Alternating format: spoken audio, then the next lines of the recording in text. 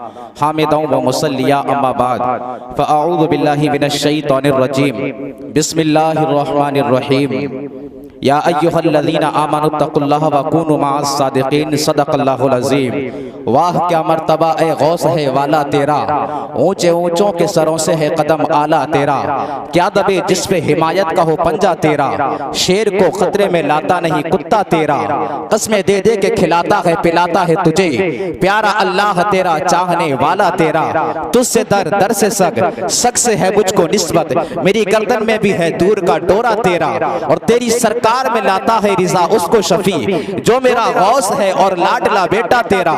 سنتے ہیں کہ محشر میں صرف ان کی رسائی ہے، گر ان کی رسائی ہے لوتاب تو لگائی ہے، اہل سنت کا ہے بیڑا پار اصحاب حضور، نجم ہے ناؤ ہے اطرت رسول اللہ کی، سبھی حضرات بارگاہ رسالت مآب علیہ السلام میں پڑھیے درود پاک اللہم صلی علی سیدنا و شفیعنا و طبیبنا و کریمنا و مولانا محمد و بارک وسلم، صلو علیہ صلاۃ و سلام علیکہ یا رسول اللہ صلی اللہ تعالی علیہ وسلم۔ جنیٹا شریف کی سرزمین پر تشریف لانے والے تمام سنی خوش عقیدہ مسلمانوں کو یہ عرس غوث اعظم مبارک ہو، 11ویں شریف مبارک ہو۔ عزیزان ملت اسلامیہ، اللہ تعالی ہر زمانے میں لوگوں کی ہدایت اور ان کی رہنمائی کے لیے انبیاء کرام کو بھیجتا رہا، ہر زمانے میں انبیاء کرام تشریف لاتے رہے، لیکن جب ہمارے نبی تشریف لائے گئے تو نبوت کا دروازہ بند ہو گیا۔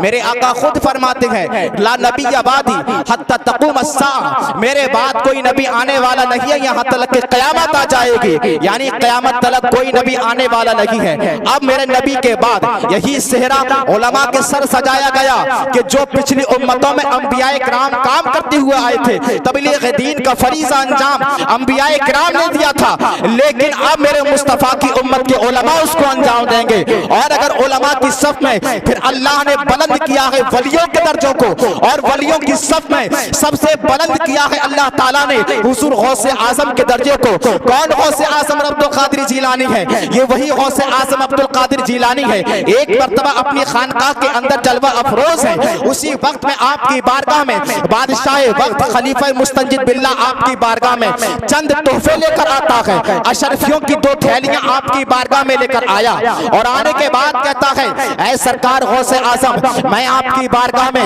یہ اشرفیوں کی 2 تھیلیاں بطور تحفہ لے کر آیا ہوں۔ سرکار غوث اعظم اپنی خانقاہ کے اندر جلوہ افروز ہے، آپ نے اپنی نظر کو اٹھایا، بادشاہ کی طرف دیکھا، نگاہ کو نیچا کر لیا، بادشاہ کہتا ہے حضور میں آپ کی بارگاہ میں یہ تحفہ لے کر آیا ہوں، میرے اس تحفے کو قبول فرمائیے نا۔ سرکار غوث اعظم انکار فرماتے ہیں، ادھر سے وہ اصرار کرتا ہے، ادھر سے انکار بڑھتا ہے، ادھر سے اصرار بڑھتا ہے، ادھر سے انکار بڑھتا ہے۔ اس اصرار اور انکار کی کشمکش میں سرکار غوث اعظم فرماتے ہیں لا نہیں مانتا ہے۔ آپ نے ایک تھیلی کو دائیں ہاتھ میں لیا، دوسری تھیلی کو بائیں ہاتھ میں لیا، لینے کے بعد دونوں کو دبانا شروع کر دیا، اور کیا ہوتا ہے اچانک جس تھیلی کے اندر اشرفیاں رکھی ہوئی تھی اس کے اندر سے خون ٹپکنے لگا۔ بادشاہ نے جب اتنا دیکھا ہے عرض کرنے لگا حضور میں آپ کی بارگاہ میں یہ تو تحفے کے طور پر لے کر آیا تھا، لیکن یہ تو عجیب منظر میں دیکھ رہا ہوں کہ ان کے اندر سے خون نکلنے لگا ہے۔ سرکار غوث اعظم فرماتے ہیں جا چلا جا، یاد رکھ تو بادشاہ وقت ہے، لیکن وہ سرکار غوث اعظم ہے جو بادشاہوں کے دروں کی غلامی نہیں بلکہ بادشاہ ان کے دروں کی غلامی کیا کرتے گئے، جو کسی مالداروں کے آگے جھکنے والا نہیں۔ حضور غوث اعظم فرماتے ہیں تو بادشاہ وقت ہے، غریبوں کا خون چوستا ہے، تو میری بارگاہ میں اس کو تحفے کے طور پر لے کر آیا ہے، جا چلا جا۔ ایسے تحفے کی عبد القادر کو ضرورت ہی نہیں ہے کہ جس کے اندر غریبوں کا خون شامل ہو۔ یہ وہ غوث اعظم عبد القادر جیلانی ہے۔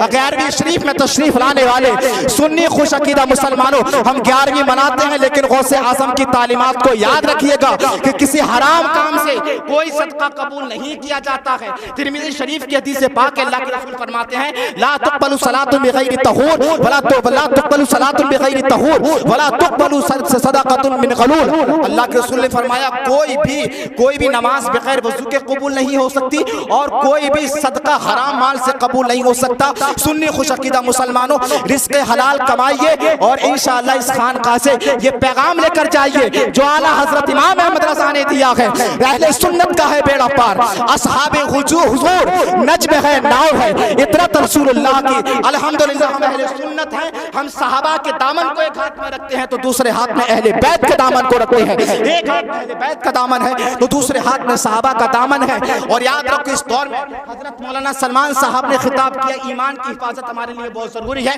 میں کہنا چاہتا ہوں اپنی بچیوں کو جس دور میں اغیار کی جو نظر ہے اور ان خانقاہوں سے پیغام جانا چاہیے. حضرت بس صرف ایک منٹ کہ ان خانقاہوں سے یہ پیغام جانا چاہیے کہ آج کے دور میں مسلمانوں کو کمزور کرنے کی جو سازشیں غیروں کی جانب سے چل رہی ہیں, اس دور میں یہاں پر کثیر مجمع ہے.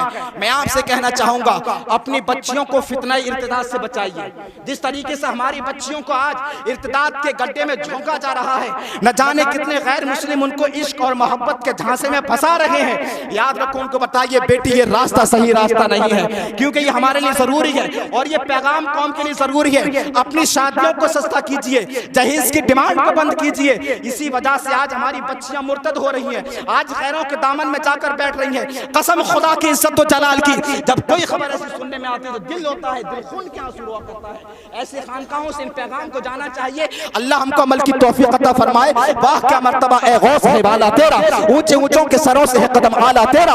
کیا دبے جس پہ حمایت کا ہو پنجہ تیرا, شیر کو خطرے میں لاتا نہیں کتا تیرا.